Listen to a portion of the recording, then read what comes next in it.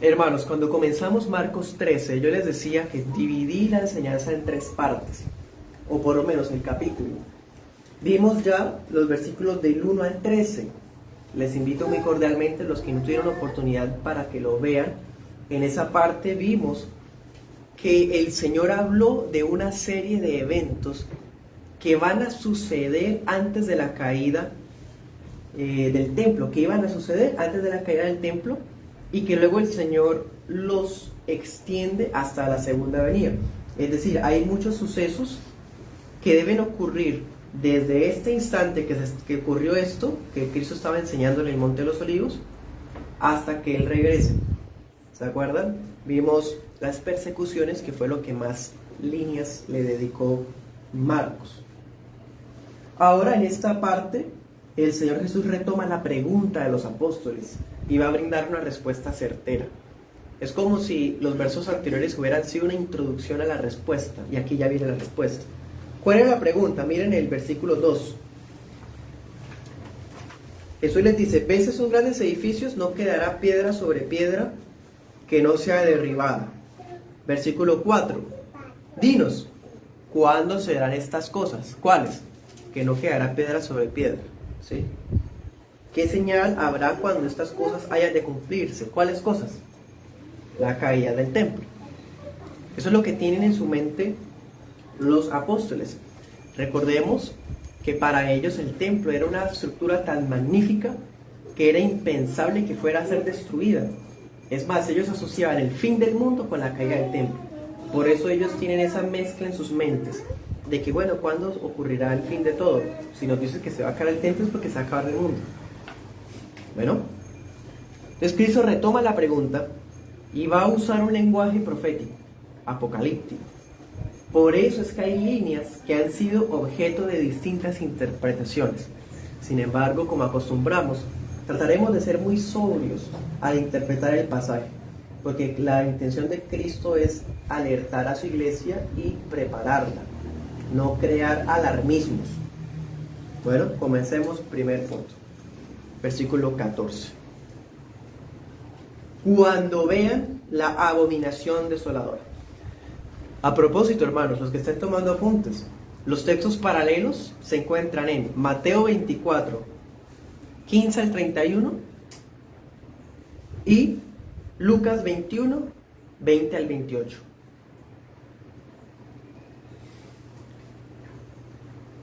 Si todo lo que Cristo mencionó anteriormente son cosas que deben ocurrir, ¿se acuerdan? Las cosas necesarias. Eso fue lo que vimos hace unos días atrás. Da a entender que todos esos sucesos ocurrirían durante toda esta era presente hasta la segunda venida de Jesús. Sin embargo, el Señor hace saber a los apóstoles que sí vendría un día en el que ellos verían, cuando vean la abominación desoladora. Un día ellos verían la abominación desoladora. Y notemos algo, Marcos es bastante reservado, pero es algo que el cristiano entendería. Dice, de la que habló el profeta Daniel, puesta donde no debe estar, y pone entre paréntesis, el que lea entiende. El Señor Jesús está diciendo esto. No que la profecía de Daniel tenga doble cumplimiento. No, porque la profecía de Daniel ya se cumplió. E incluso los libros deuterocanónicos hasta los pueden servir para probar eso, porque están hablando cuando el rey Antíoco Epífanes realizó un holocausto en el templo de Jerusalén. Eso está en 1 Macabeos 1, 2 Macabeos 5. Bueno, son textos que nosotros no consideramos inspirados, pero sí históricos. Da a entender que la profecía de Daniel ya se cumplió, pero como la profecía no tiene doble cumplimiento, lo que Cristo está haciendo es dictar una nueva profecía con su autoridad. Cristo es el profeta de profetas, pero al hablar de esa profecía, Él usa un elemento que Daniel ya había usado antes: la abominación desoladora. ¿Qué era la abominación desoladora?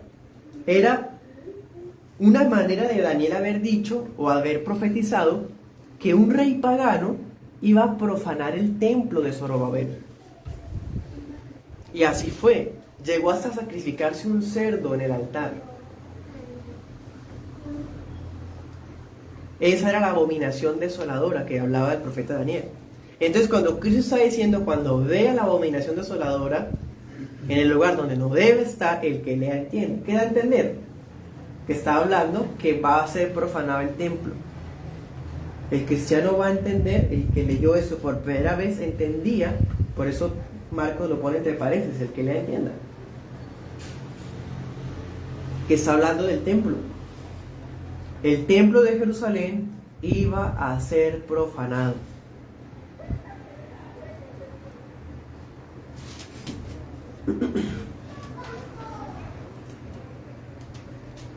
Bueno,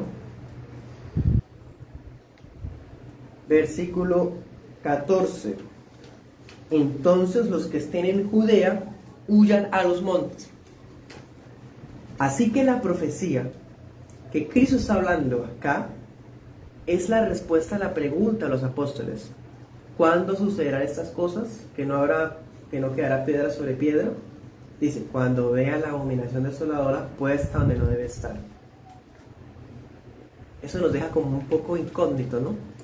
Donde no debe estar. Ya hemos comprendido que es el templo, pero gracias a Dios que tenemos 4 evangelios. Leamos Mateo 24:15.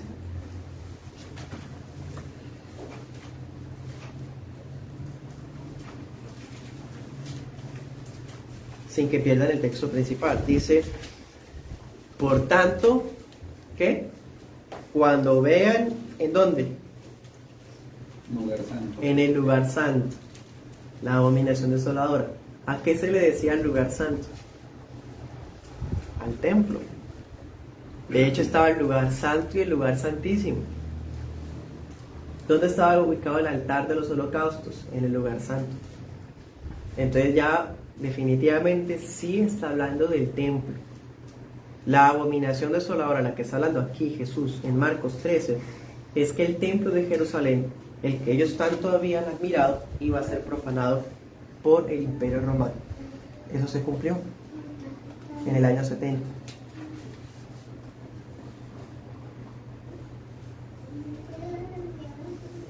Entonces el Señor está diciendo, cuando eso ocurra, los que estén en Judea, ¿de qué está hablando hoy el Señor? Para ese entonces ya iba a estar la iglesia, iban a haber muchos discípulos. Claro, hermanos, la iglesia de Jerusalén. La iglesia de Jerusalén recibió la orden de que cuando ellos vieran la abominación desoladora en el lugar santo, ¿qué debía hacer? Huir. Los cristianos de Jerusalén tenían que huir a los montes.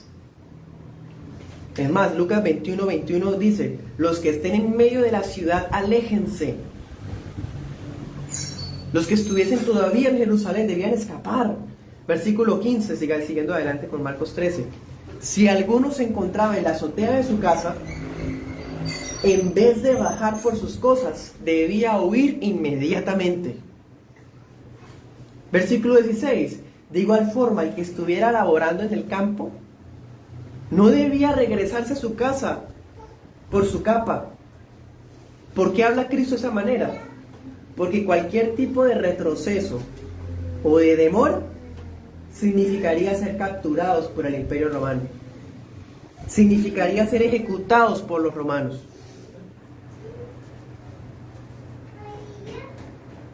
No podían ellos regresarse. Por eso es que Cristo dice, cuán difícil será obedecer esta orden a las mujeres cristianas que estén embarazadas en ese tiempo. ¿Sí? Versículo 17. O las que tengan niños pequeños en ese tiempo. Porque, hermanos, Cristo está diciendo, el templo va a ser profanado. La ciudad va a ser destruida. Huyan. Imagínense una señora embarazada huyendo, o una mujer con niños pequeños. Difícil huir. Entonces miren eso, hermanos, la preocupación de Jesús por las mujeres de su iglesia que estuvieran para ese tiempo. Es más, para comprobar que sí estamos hablando de la caída de Jerusalén, anoten ese texto, Lucas 21, 23 al 24. Se los voy a leer. Dice: habrá gran calamidad de la tierra e ira sobre este pueblo. Caerá sobre este pueblo. Caerán a filo de espada y serán llevados cautivos a todas las naciones. ¿Y qué? Y Jerusalén será pisoteada por los gentiles. Si está hablando de la caída de Jerusalén. Es más, Flavio Josefo, un historiador del siglo I, dice que murieron más de 1 millón de judíos ese día. Y los que sobrevivieron fueron llevados cautivos, tal como Cristo había profetizado. Por eso debían correr los cristianos. Versículo 18. Por eso también los cristianos, desde ese momento hasta que se llegara el día, debían estar orando, para que cuando ocurriera ese día, no fuera invierno. Porque imagínense, hermanos, una mujer embarazada huyendo con niños pequeños y bajo una tormenta. Allá no había calles pavimentadas, todo era de barro. Huir sería terrible. Por eso Cristo dice, empiecen a orar desde ya, para que cuando llegue ese día, no sea invierno. Es más, Mateo dice que tampoco sea sábado. Mateo 24:20. Porque en ese entonces los judíos que eran cristianos todavía conservaban algunas tradiciones judías. Sigamos adelante, versículo 19. Marcos 13:19 dice: porque aquellos días serán de tribulación, cual nunca ha habido desde el principio de la creación. Aquellos días serán de tribulación. ¿De qué está hablando el Señor Jesús? De el asedio que iba a sufrir Jerusalén por parte del ejército romano. Esos días, porque el asedio no duró un día, no fue tan extenso en cuanto a años o meses, pero tampoco fue un solo día. Aquellos días serán de tribulación, y dice el Señor, una que nunca había habido antes, es decir, iba a ser peor que el asedio que sufrieron con Babilonia. Porque es que el asedio con Babilonia, dice la palabra que ellos pudieron cerrar las murallas y muchos se conservaron allá adentro hasta que se acabó la comida y casi mueran de hambre. O sea, duró meses el asedio con Babilonia. Pero el asedio de Roma con Jerusalén fue tan terrible que solo duró pocos días. Por eso dice, ni volverá a verla. Cuando el Señor habla de esta manera, el Señor está empleando el lenguaje que usó Moisés en Éxodo 9:24 y Éxodo 10:6. ¿Se acuerdan? En esos versículos Moisés, por decir algo, decía: va a venir una plaga que nunca ha habido en Egipto ni volverá a verla. ¿Se acuerdan? Cuando estudiamos las plagas de Egipto. Puede ver, por ejemplo, también Éxodo 10:14.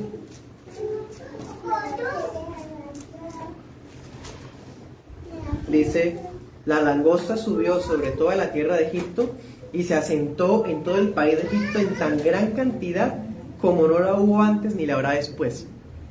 ¿Sí? Cristo está hablando en ese lenguaje, dando a entender que era un hecho sin precedente, dando a entender que el juicio que iba a venir sobre Israel iba a ser muy severo. ¿Qué es lo que ha estado hablando Cristo en el templo que hemos estado viendo, hermanos? ¿Se acuerdan? Maldijo la higuera, tumbó las mesas, se enfrentó a los líderes, a los mayordomos malvados. Cristo ha estado preparando todo para este discurso. Bueno, leamos versículo 20 de Marcos 13. Dice: y si el Señor no hubiera acortado aquellos días, nadie sería salvo, pero por causa de los escogidos que Él eligió, acortó aquellos días. Este texto nos está mostrando que Israel como nación independiente, iba a ser destruido. Pero que de esa nación israelita, Cristo había separado un remanente. Y ese remanente eran los que habían creído en Él. Y los que habían creído en Él, entonces recibieron la orden de huyan a los montes. Esos son los escogidos que Él eligió. El Señor acorta la duración del asedio contra Judea. Dice, por causa de los escogidos. Miren esto. Pensando en el bien de su iglesia, de la iglesia de Jerusalén. Cristo hace que ese asedio no sea tan extenso. Porque imagínense, hermanos, no hubieran tenido tiempo los hermanos de la iglesia de ponerse a salvo. Eso es lo que está diciendo, nadie sería salvo. No está hablando de salvación del alma, está hablando de la matanza que iba a ocurrir. Si que el Señor no acortara la duración de ese asedio, ninguno de los que estuviera escapando hubiese alcanzado a ponerse a salvo. Cristo salvó un remanente, los que habían creído en Él. Miremos Daniel 12:1. Cristo está usando también lenguaje, por eso les decía que es lenguaje profético. Vimos que usó el lenguaje de Éxodo, el lenguaje de Daniel, de la abominación desoladora. Eso está en Daniel 9.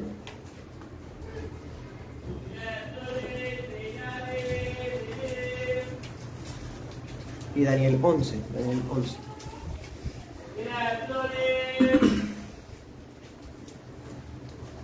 Bueno, ahí en Daniel 12:1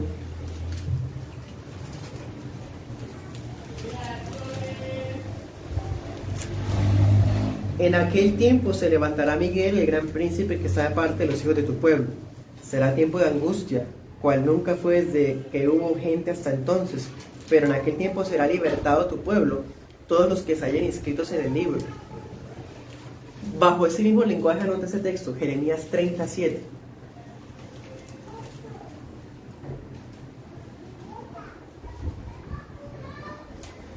Es decir, Cristo promete que va a salvar a su remanente, es decir, los que creyeron en Él, que estaban en Judea. Por eso acá acorta ese tiempo para que ellos alcancen a ponerse a salvo. Bueno, entonces, hermanos, démonos cuenta.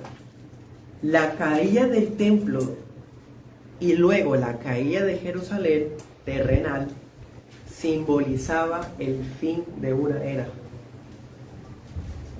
Es el primer punto, el fin de una era. ¿Cuál era? La era del antiguo pacto. El hecho de que Cristo esté salvando a su remanente le está diciendo que huya de Judea y de Jerusalén, las ciudades más sagradas para todos los creyentes hasta ese tiempo. Está el Señor separando a su iglesia del judaísmo. Ahí el Señor estaba colocándole fin a la era regida por el antiguo pacto y por el sistema religioso judío, para abrirle paso al tiempo de los gentiles, como dice Lucas 21:24 y Romanos 11:25.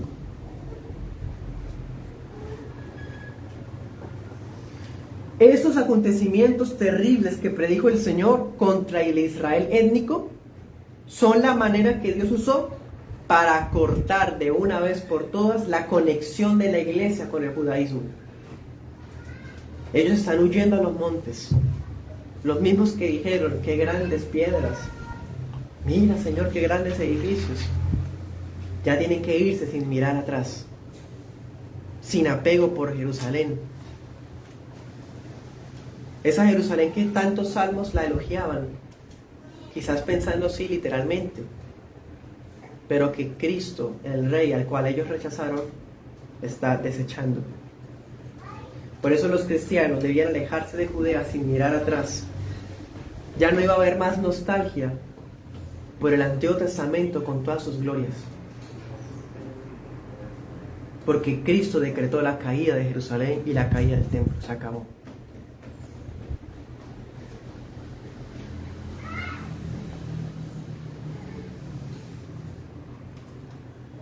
Hermanos, algo muy interesante cuando usted se encuentre con algún creyente que utiliza estos versículos para trasladarlos al futuro de manera muy arbitraria,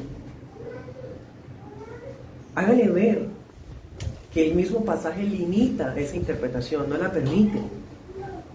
Porque aquí está diciendo, huyan de Judea a los montes. Lucas, ¿qué dijo cuando ve a Jerusalén asediada?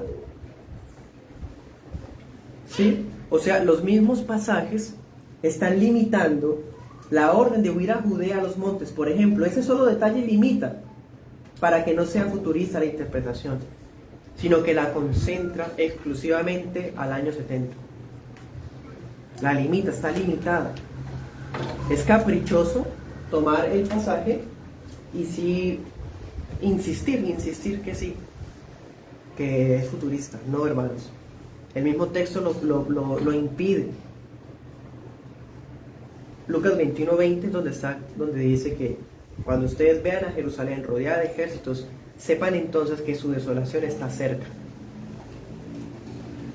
Es más, Eusebio, uno de los padres de la iglesia del siglo IV, dijo que los cristianos de la iglesia en Jerusalén huyeron a Peya y allá fundaron una iglesia. Los cristianos obedecieron la orden de Cristo y se reunieron al sur, pudieron escapar. Mientras tanto, en Jerusalén estaba habiendo una masacre tan impresionante que historiadores como Tácito y Josefo describen la destrucción del templo como una catástrofe sobrenatural. Hay gente que decía que había ejércitos en el cielo y que se escuchaban voces en el cielo.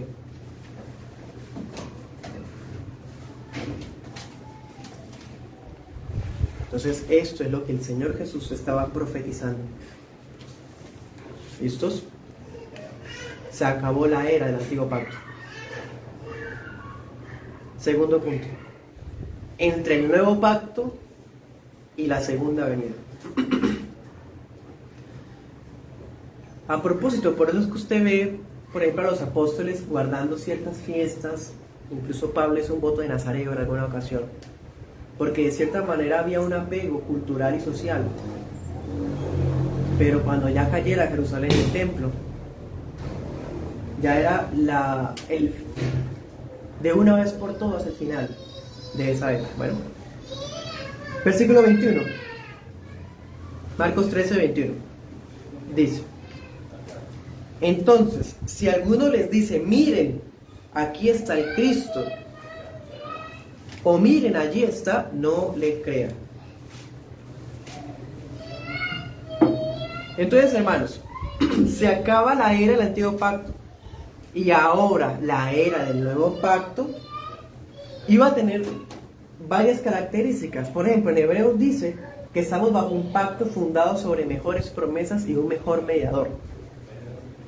Pero no solamente eso, Cristo nos está diciendo que iba a haber un levantamiento sin precedentes de falsos mesías y de falsos profetas, más que nunca lo había habido antes. Cuando nosotros leemos el Antiguo Testamento encontramos falsos profetas, el falso profeta Ananías, el falso profeta Sedequías, el falso profeta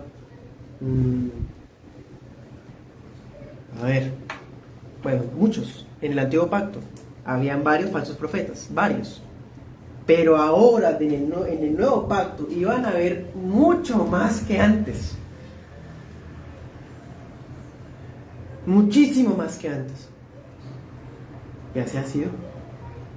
Esta época, desde que cayó Jerusalén hasta los días de hoy, han habido más falsos profetas que los que hubo de la caída de Jerusalén para atrás. Falsos mesías.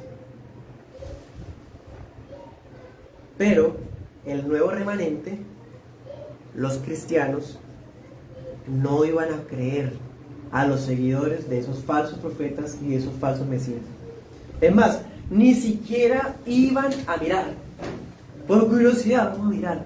No, ni siquiera iban a mirar. Versículo 22. Por más que esos farsantes realizaran señales y prodigios convincentes, los cristianos genuinos harían caso omiso a eso.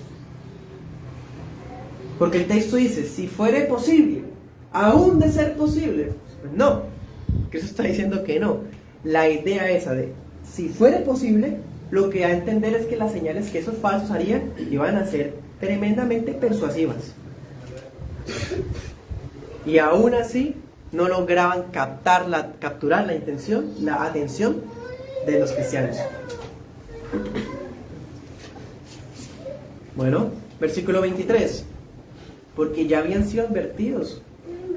Ya habían sido advertidos de todo esto con gran anticipación. Bueno, leamos Mateo 7:15.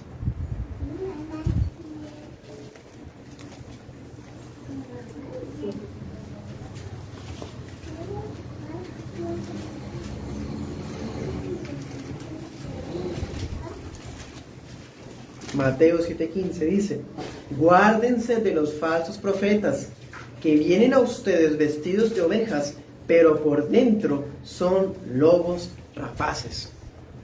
Ya Cristo les había anunciado de esto a los apóstoles, pero Él les está diciendo, cuando caiga Jerusalén, esos lobos rapaces van a ver, pero en montón. Usted mira en Hechos de los Apóstoles, hay un caso de un falso profeta, Bar Jesús, el mago, un falso Mesías, otro falso profeta en otro pasaje. Son contaditos, pero cuando cayera Jerusalén, ya no iban a haber poquitos, contaditos, hermanos, iban a haber demasiados falsos profetas. Los falsos cristos, los falsos profetas, las sectas religiosas, las iglesias apóstatas van a seguirse levantando hasta que Cristo regrese. El día de ayer tuvimos oportunidad de evangelizar y una de las personas con las que pude conversar me decía, bueno, ¿y por qué hay tantas religiones o tantas enseñanzas y es una sola palabra? Es una inquietud que tiene todo el mundo. La gente le pregunta a uno, y bueno, y si hay una sola verdad, ¿por qué hay tantas iglesias, tantas sectas? Precisamente por esto, porque el Señor profetizó que iban a haber falsos profetas, falsos maestros, falsos cristos. Y esas cosas van a servir como método decretado por Dios, permitido por su voluntad, para filtrar la iglesia de Cristo de los falsos convertidos. Para eso sirven tantas sectas, para eso sirven tantos falsos maestros y falsos pastores y falsos profetas, para filtrar a la iglesia de los falsos convertidos. Porque los falsos convertidos sí les van a creer, van a ir con ellos, van a llenar las membresías de esas iglesias y se van a convertir en mega iglesias, precisamente por eso. Porque sirven para filtrar al cuerpo de Cristo de los falsos convertidos.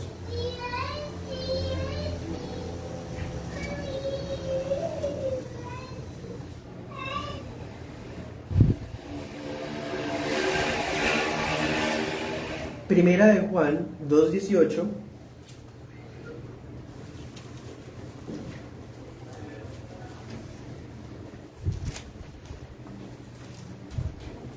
Hijitos, ya es el último tiempo. Según ustedes oyeron que el anticristo viene, así ahora, ¿qué? Han surgido muchos anticristos. Cuando el apóstol Juan escribe esto, ya el templo ha caído. Por eso ya hay muchos anticristos. Por esto conocemos que es el último tiempo. Salieron de nosotros, muchos eran falsos convertidos, miembros de iglesias sanas, pero que salieron. ¿Qué más dice? Pero no eran de nosotros, porque si hubieran sido de nosotros, habrían permanecido con nosotros, pero salieron para que se manifestara que no todos son de nosotros.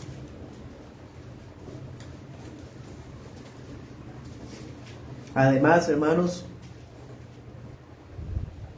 el levantamiento de falsos profetas y de falsos cristos después de la caída del templo no solamente nos sirve como un filtro de los falsos conversos, también nos sirve como un anticipo, como una señal, una sombra de que cuando Cristo vaya a regresar, va a haber un periodo donde muchísimos más falsos profetas van a haber.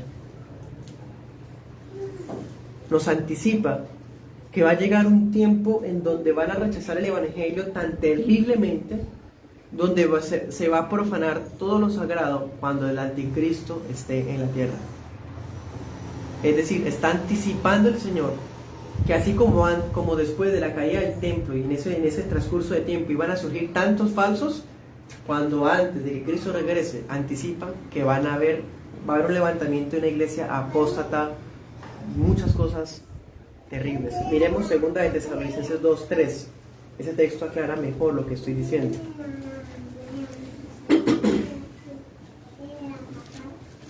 Segunda de Tesalonicenses 2:3 dice: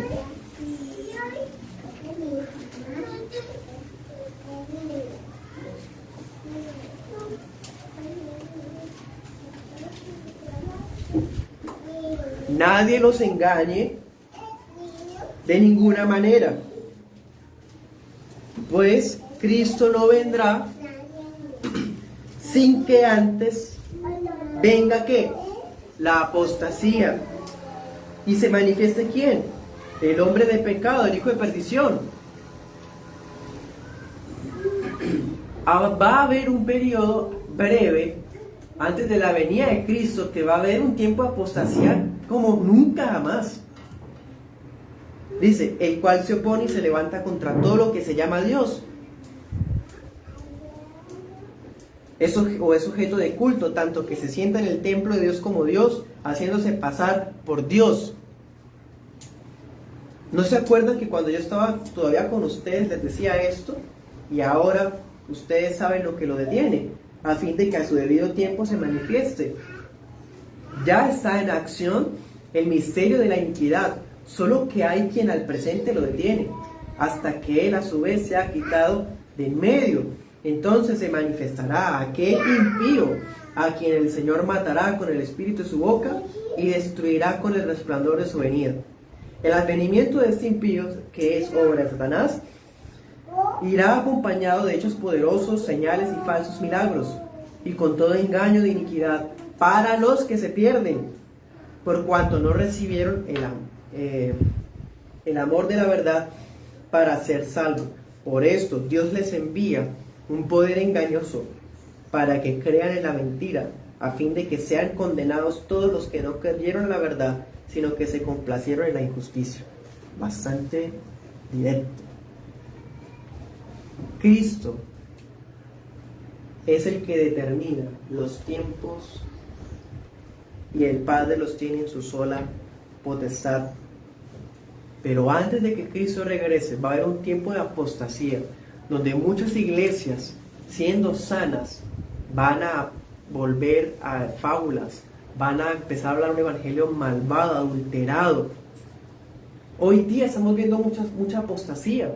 Iglesias históricas que abandonaron sus confesiones de fe, iglesias que empezaron a aprobar los matrimonios homosexuales, iglesias que empezaron a echar por la borda la disciplina eclesiástica, la cristología bíblica e histórica, y empezaron a adoptar herejías, movimientos carismáticos grandes y exitosos aparentemente, falsos milagreros, falsos profetas, falsas profetizas también hay ahora. Hermanos, todo eso que estamos viendo ahora no es que estemos ya al punto de que Cristo ya regrese, porque eso solamente lo sabe Dios. Pero si no es que Cristo va a regresar todavía, nos anticipa que en un futuro, antes de que Cristo regrese, va a ser mucho peor. Para filtrar al pueblo escogido de los réprobos. Volvamos al texto, Marcos 13. Entonces, Satanás siempre intentará extraviar, de ser posible, a los hijos de Dios. Pero no es posible, porque los hijos de Dios son inconmovibles, porque hay un decreto inmutable de elección incondicional que los guarda.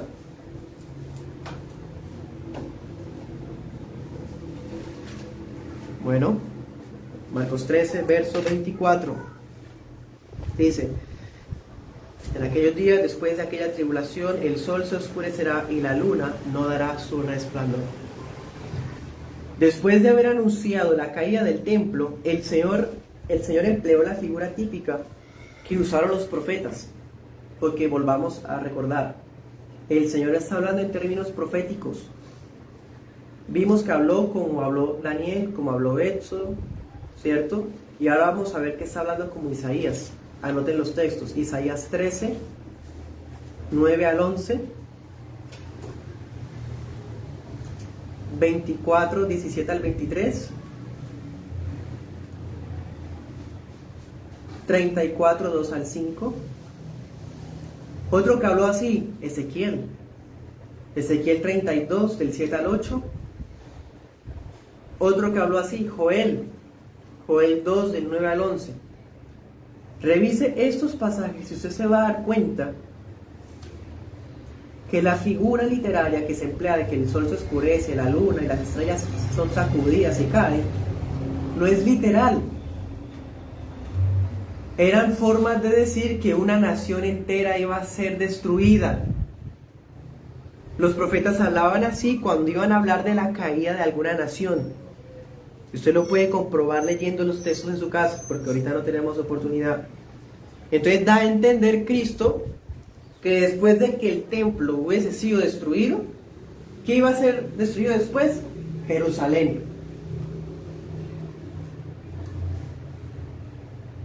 Después de la caída del templo, efectivamente Jerusalén fue completamente derribada por el general Tito, año 70 después de Cristo.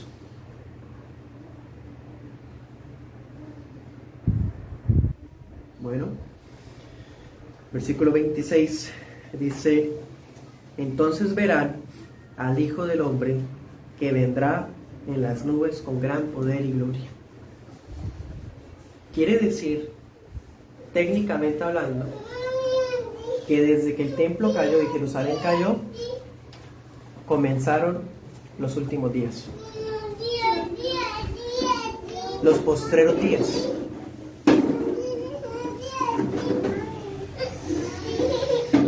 Porque la segunda venida de Cristo es inminente. Des en cuenta, Cristo ha evitado el uso de calendarios. Cristo está hablando de sucesos, no de fechas.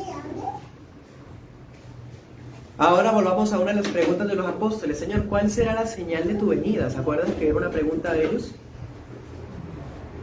Miren el versículo 26. Verán al Hijo del Hombre.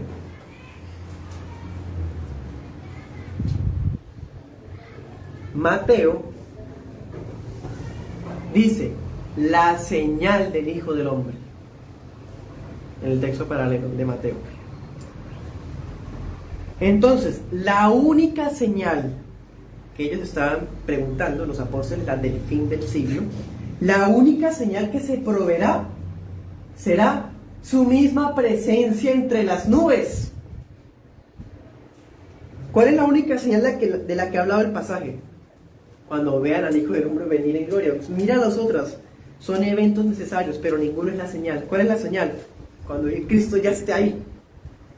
Esa es la única señal que Cristo provee, porque su venida es inminente. Y esa es la única señal que los redimidos esperamos con santa expectativa. No las señales de los cielos, que las estrellas, que haya lluvia de meteoritos, o que haya eclipse lunar o eclipse solar. No, esas no son las señales que los redimidos están pendientes. No estamos pendientes de los prodigios que hacen los supuestos profetas. No estamos pendientes de los mensajes de innovación que pululan en cada generación. Las nuevas religiones, nuevas sectas, nuevos maestros, nuevas doctrinas.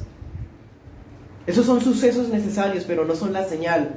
La única señal que esperamos es cuando veamos a Cristo ya entre las nubes. Es la única que se nos da. Ese día, Cristo se manifestará como el Hijo del Hombre que aparece en Daniel 7, 13 al 14. Viniendo en las nubes con gran poder y gloria a los ojos de todas las naciones. Versículo 27. Entonces enviará a sus ángeles y juntará a sus escogidos de los 4 vientos, desde el extremo de la tierra hasta el extremo del cielo. El Señor reunirá a sus escogidos de todas partes del mundo por medio de sus ángeles ese día.